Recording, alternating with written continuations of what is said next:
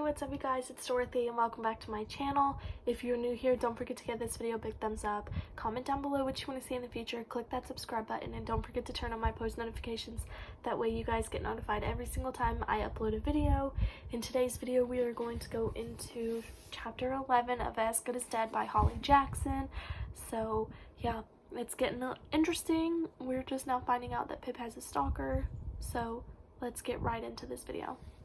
This video may contain sensitive topics and foul language. If you do not wish to continue, please click off the video now. You have been warned. Chapter 11. Chalk dust on her fingers, gritty and dry, except there wasn't, because she was awake now, her eyes cracking open, dragging her from the dream. Her eyes felt gritty and dry, but her fingers were clean. Pip sat up. It was still dark in her room. Had she been asleep? She must have been asleep, otherwise how had she dreamed? It was still there, thrumming around her head, like it had all been lived only moments before, but not lived only imagined, right? It had felt so real, the weight of it in her crumpled, cupped hand, still warm, keeping it away the cold in the dark night, the feathers so soft, so sleek against the cage of her fingers. Pip had locked eyes with it, or she would have if it had a head. She hadn't thought that strange at the time. That was the way it was supposed to be. As she carried the small dead pigeon across the driveway, so soft, she almost didn't want to let it go, but she had to, and rested the dead bird down on the brick driveway, shifting it into space where its head should have been, was pointing toward her bedroom window, looking it through the gap in the curtains to watch Pip asleep in her bed, both here and there. But it hadn't finished there. There was more to do before she could rest, another task. The chalk had already been in her hand, not nearly as nice to hold as the dead pigeon. Where had it come from? Pip didn't know, but she knew what she was supposed to do with it. She retraced her steps, remembering where the last ones had been. Then she stepped forward 3 times toward the house to find their new home. Knees on the cold driveway, the chalk in her hand ground down to a stub, her fingers red and raw as she dragged it along the lines of the bricks.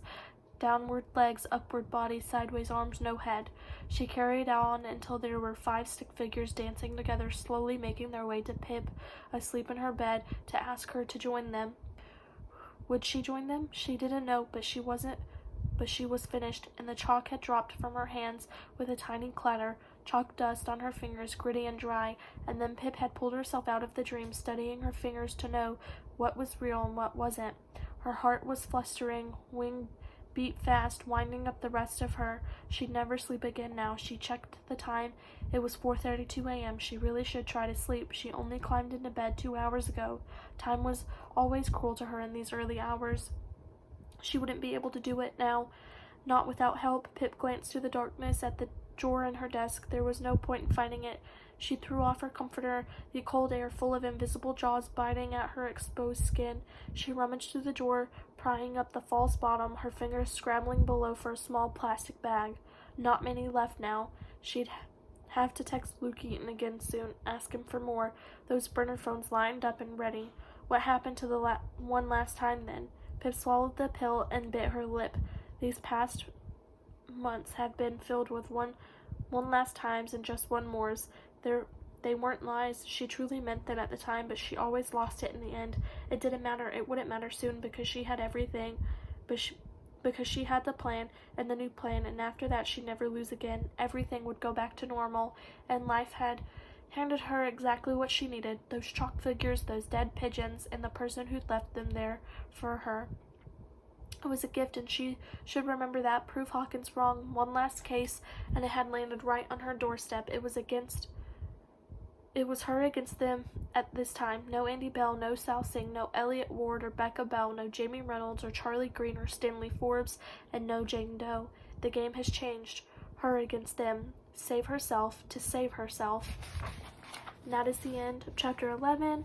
I will see you guys in the next video. Bye!